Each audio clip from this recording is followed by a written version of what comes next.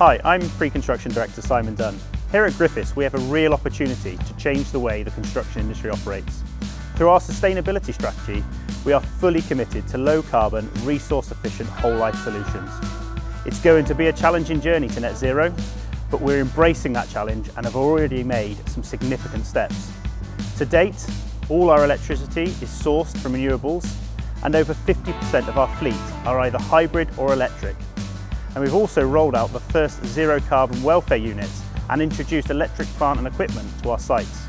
Plus, we've managed to turn over 100,000 tonnes of waste into aggregates in the last 2 years.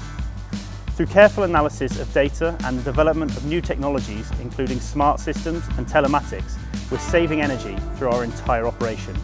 And by working closely with our supply chain, we're also utilising HVO fuels, harvesting renewables and investing in state-of-the-art, more efficient plant and equipment.